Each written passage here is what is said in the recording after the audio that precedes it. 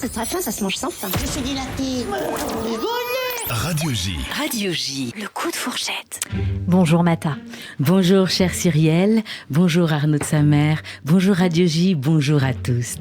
Arnaud de sa mère, si vous étiez un plat, ou plutôt quelque chose qui se mange, pour moi vous seriez une barre énergétique, humoristique pour pilote de Formule 1 du rire.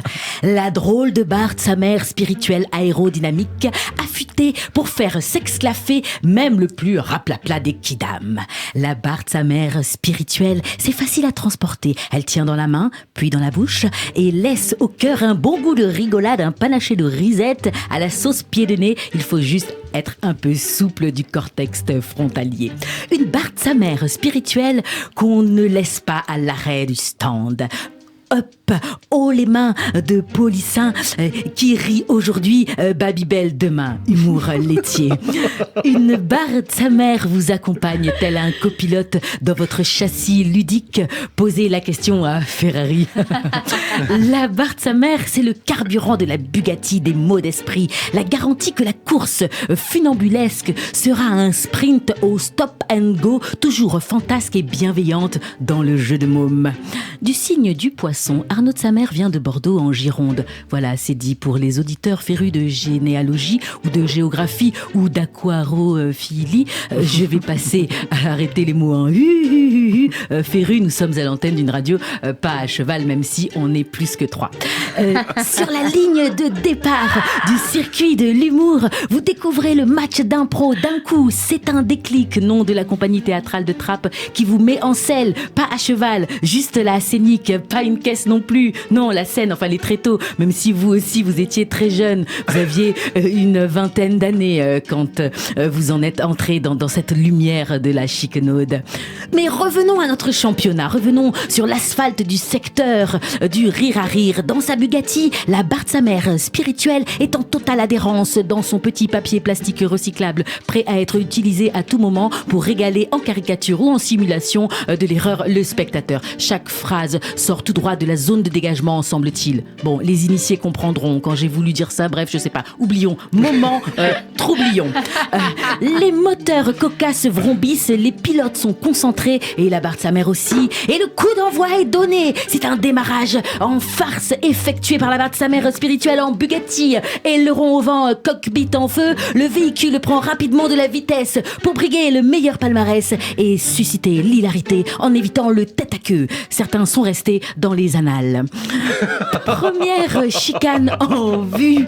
Notre pilote allume un pneu. Seuls encore les initiés comprendront. Et la voiture fait volte-face. La barre de sa mère entonne un calembour caustique dans son petit papier couleur paprika. Et voilà que l'énergie se décuple dans l'habitacle et que ce circuit humoristique de la Bugatti déborde les concurrents qui, médusés, gloussent à gorge déployée. L'humour débridé a fait mouche et c'est le canular qui a fonctionné.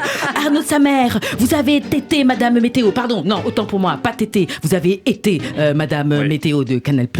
Oui, tel un saumon qui remonte à la source, la barre de sa mère navigue de façon truculente tout en prenant garde au survirage avec vélocité. Et on est sur un circuit humoristique de Formule 1. On est à 370 km/h. La pastinade fuse, le jeu de mots fonce, la plaisanterie est polissonne, le saltimbanque gonflé à bloc par le talent de son puissant moteur tout droit sorti de l'écurie. Oui, encore les chevaux, les voitures, mais aussi ils dorment la nuit dans une écurie, que ce soit l'un ou l'autre, mais ils consomment moins de foin, mais plutôt du gasoil. Et c'est un système de récupération d'énergie scénique exécuté avec brio. On aurait pu voir un faux départ, mais non, vous avez été muet. Non, excusez-moi, vous avez été muet, disons, à cause du track pour la première scène. Mais depuis, ça a bien changé et vous régalez votre public. Vous avez cheminé du canapé de cuisse TMC au canapé rouge de Michel Drucker, au plateau d'humour de Laurent Ruquier. Pourquoi n'a-t-il pas de canapé? Bref, tel Don Camillo sur le chemin de Compostelle, égrénant vos aptitudes à chiner avec gouaille et truculence les vannes tout au long de ce grand chelem que vous parcourez depuis des années. Vous avez l'énergie du one move, l'overcut n'a pas de secret pour vous, on ne saurait vous cantonner, d'ailleurs vous n'êtes pas du riz, mais on le fait. On se fend la poire, la pomme, la pipe, la pêche. Arnaud de sa mère, si vous étiez autre chose que le plat que j'ai cité, vous seriez pour moi une huître polissonne avec perles d'humour bien gratinées. Bravo. Merci beaucoup, Mata Gabin. Il faudra nous dire, vous, ce que vous consommez. Moi, je dirais du talent, mais merci beaucoup. On vous retrouve bien sûr sur Instagram, Mata Gabin, le 3 mars au Paris de l'Humour à 20h. Je tiens à rappeler pour votre spectacle. Qu'est-ce qui nous attend ? Il nous attend une plongée en Gabini, mon pays, où je raconte toutes les dingueries que la vie me fait vivre avec humour, si possible. Les gens rigolent, j'espère. Et merci beaucoup pour cet humour Bravo, que vous nous partagez sur l'antenne de Radio J. Merci, on vous retrouve également en podcast sur radioj.fr et toutes les plateformes d'écoute de l'émission. Merci encore, Mata. Merci.